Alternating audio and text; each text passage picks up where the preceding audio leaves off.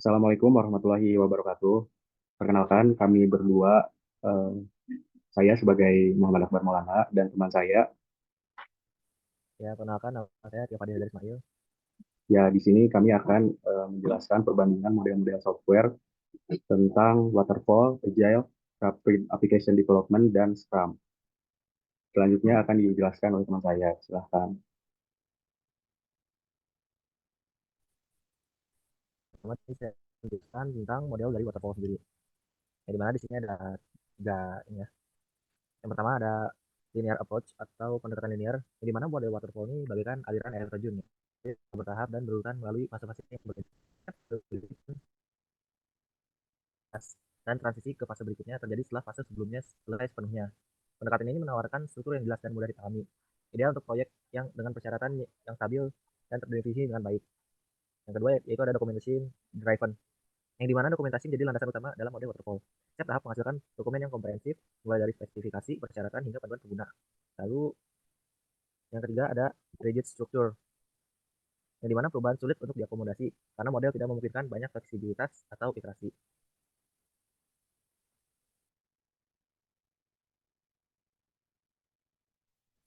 Oke, selanjutnya ada metode agile, yang dimana ada tiga tahapan. Yang pertama ada iterative approach, yang dimana metodologi agile ini bertolak belakang dengan sifat linear waterfall dan mengadopsi pendekatan berulang dan bertahap. Alih-alih menyelesaikan proyek dalam satu proses besar, Agile membagi proyek menjadi siklus-siklus pendek yang disebut sprint.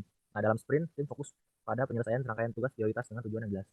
Yang kedua ada perencanaan adaptif atau adaptive planning, di mana Agile bukan tentang mengikuti rencana yang kaku, tentang mengikuti rencana yang kaku dan tidak tergoyahkan, justru Agile memungkinkan fleksibilitas dan daya tanggap terhadap perubahan, di mana umpan balik dari pengguna, mangku kepentingan, dan tim itu sendiri secara terus-menerus dikumpulkan dan diintegrasikan ke dalam proses pengembangan. Hal ini memungkinkan tim untuk beradaptasi dengan kebutuhan yang baru muncul, prioritas yang berubah, dan kondisi yang tidak terduga. Lalu yang terakhir ada collaboration, yang dimana metodologi Agile ini menjunjung tinggi kolaborasi. Tim terdiri dari individu yang memiliki berbagai keahlian dan mereka untuk mencapai tujuan sama. Terjadi di dalam tim tetapi dengan pemangku eksternal seperti dengan investor dan vendor.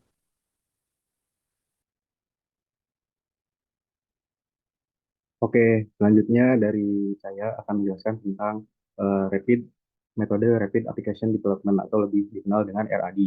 Nah, di sini tuh terbagi menjadi empat prosesnya. Yang pertama ada Quick Prototype yang berfokus pada pembuatan dan kemudian prototype dengan cepat untuk mendapatkan umpan balik dan menyempurnakan sebuah produk.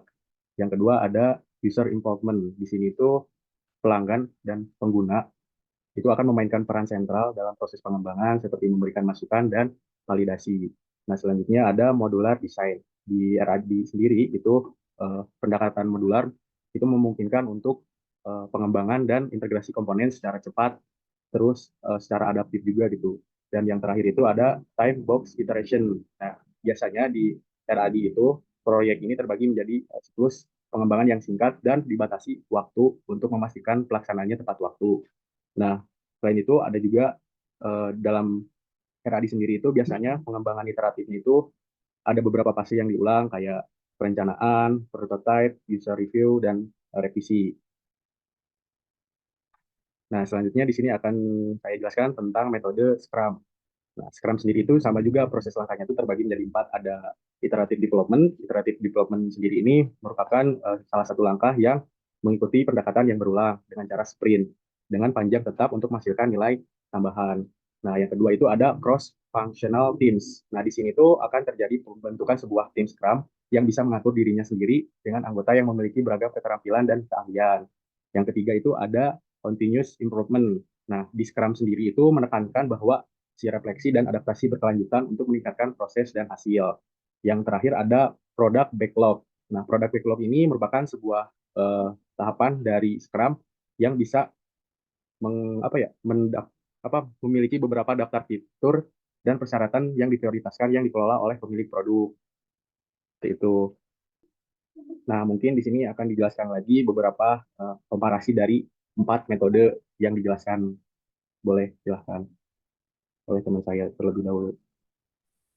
Oke, baik, di sini untuk waterfall sendiri dia memiliki proses yang berurutan secara linear dan juga ia berfokus pada perencanaan yang komprehensif, dan untuk manajemen perubahannya di sini ia sulit mengakomodasi perubahan. Untuk metode agile sendiri, ia memiliki iteratif yang bertahap dan juga fokusnya itu mempunyai kemampuan beradaptasi dan kolaborasi. Untuk manajemen perubahannya itu merangkul dan beradaptasi terhadap perubahan. Oke, kan tadi udah dijelasin juga komparasi terkait metode waterfall dan agile. Sekarang saya di sini akan menjelaskan komparasi dari metodologi SDLC, RAD atau Rapid Application eh, Development dan Scrum. Nah, di sini pun proses RAD itu pembuatan prototipenya cepat, terus fokusnya itu pengiriman cepat dari produk yang berfungsi, terus manajemen perubahan itu memungkinkan perubahan dan umpan balik yang cepat. Nah, kalau dari Scrum itu prosesnya sprint yang berulang dan dibatasi waktu juga. Terus fokusnya itu tim yang transparan dan dapat mengatur dirinya sendiri. Nah, manajemen perubahannya itu di Scrum menggabungkan perubahan melalui penyempurnaan dari backlog sendiri seperti itu. Oke, sini ada kelebihan, keuntungan, dan juga kekurangan ya dari model waterfall dan agile sendiri. Itu keuntungannya yaitu proses yang jelas, mudah dikelola, dan cocok untuk kebutuhan yang stabil. Itu kekurangannya itu kaku atau kesulitan mengkolaborasi perubahan dan juga umpan balik yang tertunda. Untuk agile sendiri itu keuntungannya itu fleksibel, kolaboratif, dan memberikan nilai secara bertahap. Mungkin untuk kekurangannya itu memerlukan tim yang pengalamannya dapat memerlukan tim yang berpengalaman dan dapat mengganggu alur kerja yang ada. Itu dari waterfall dan agile. Selanjutnya itu dari RAD, keuntungannya itu yang pertama penyelesaiannya cepat, keterlibatan pengguna yang tinggi, terus punya desain modular. Sedangkan kekurangannya itu membutuhkan keterampilan teknis yang lebih kuat dan membutuhkan banyak sumber daya. Dari metode Scrum itu keuntungannya transparan, kolaboratif, terus ada perbaikan berkelanjutan. Nah, kekurangannya sendiri itu membutuhkan dedikasi dan disiplin dan potensi perluasan cakupan. Oke, baik, untuk kesimpulannya, jadi setiap metode memiliki. Dan untuk pilihan metodologi harus didasarkan sesuai pada kebutuhan kita mau, seperti spesifik proyeknya, keterampilan dan pengalaman timnya, serta budaya dan tujuan dari organisasi. Dengan memahami prinsip-prinsip utama dan keuntungan dari dapat membuat keputusan yang tepat dan memastikan keberhasilan berangkat. Penjelasannya cukup sampai di sini aja. Kurang lebihnya mohon maaf. Terima kasih atas perhatiannya. Wassalamualaikum warahmatullahi wabarakatuh.